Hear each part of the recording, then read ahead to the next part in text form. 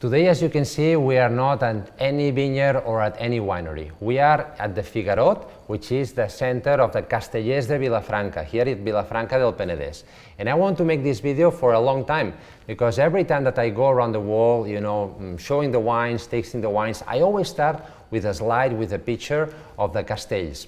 I'm sure that you have seen sometimes these constructions, these amazing constructions of human towers that sometimes take hundreds of people.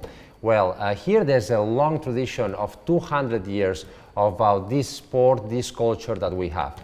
And because of that, here we have Carles is the president of the Castellers de Vilafranca and Cisco is the cap de colla. And I would like to talk about castells and about wine. Carles, Cisco, avui que ens hem trobat, que és un dia especial, perquè parlem una mica més de castells i de vins, us he portat d'aquest clos ancestral del 2020, que com sabeu té aquestes varietats ancestrals i d'aquí ben a prop, del castell de la Bleda. Així que aviam, te'n poso una mica. De fet, aquí ara recordo que vam fer un castell, no?, aquí a la Bleda, quan vam presentar la varietat. Exactament. Vam fer un 4-8 allà al mig de la vinya. Va ser espectacular, tots amb la camisa verda, i allà al costat de les vinyes, fantàstica foto, va agradar molt. Molt xulo. Bueno, Carles, aviam, tu estàs treballant amb nosaltres venent vi des de fa 24 anys. Sí. Que m'agradaria que m'expliquessis més, o que ens expliquessis a tots, com vas començar tu amb el món dels castells, no? I què és el que et va cridar a anar cap aquí? Bàsicament va ser arran del meu pare, no? El meu pare ja anava venint i jo estava en aquella època amb 14 anys i vaig dir, vaig un dia assaig dels castells i va venir un divendres i ja m'hi he quedat. I aquest any, a la Diada de Sant Fèlix, que és el gran dia pels castells de Vilafranca, espectacular, no?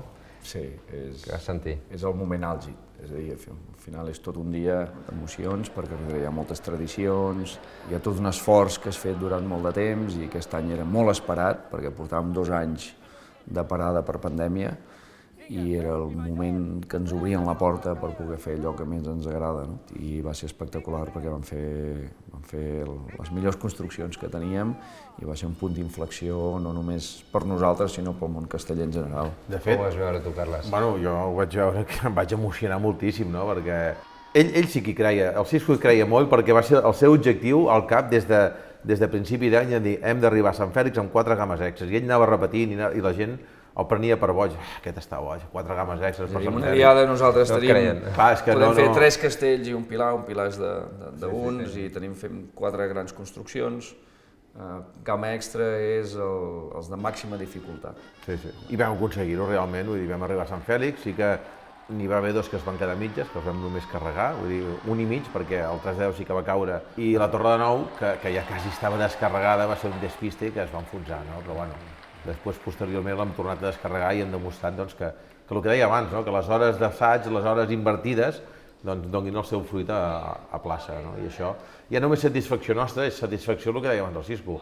Quan veus la cara de la gent, o sigui, a mi em venia gent a abraçar-me plorant. Bueno, jo crec que aquella nit ho veu celebrar, no? Es va celebrar bé, i es va celebrar amb vi de la zona, com no?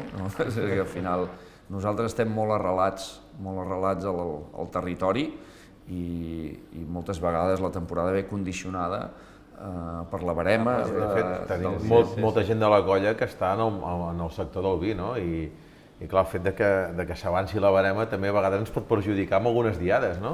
Durant els últims anys heu viatjat per molts llocs del món. Us hem vist a Xile, a Califòrnia, us hem vist a Xina també. Això és una vocació també dels castells de Vilafranca, donar a conèixer la cultura dels castells pel món?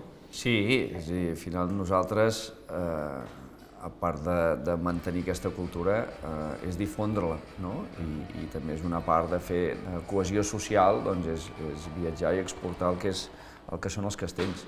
I hem tingut la gran sort de poder anar a aquests llocs, com deies, a Xina, a Xile, a Califòrnia. Sí, de fet, l'últim viatge així internacional, que vam estar per San Francisco, vam anar a veure la teva tieta, la Marimar, i la Cristina, i vam estar fent castells de 8 a la bodega de Marimar, i realment la gent s'ho va passar molt bé. Haig de dir que després sempre ens diuen és que no ens podíem imaginar que això podia ser possible, no? Bueno, Carles, Cisco, des de la Fundació Família Torres, que sabeu que us recolzem des de fa anys ja, us volem agrair per tota la feina que feu, que és fantàstica, i per tota la felicitat que ens doneu a tots, de veritat. Moltíssimes gràcies. Gràcies. And for all of you that you are watching this video, just for you to know that every time that you are opening a bottle from the Penedès, a wine bottle from the Penedès, not only you are going to enjoy a great wine, but you are also contributing to preserve these traditions, these ancient traditions that are so important for our culture. Salud. Salut.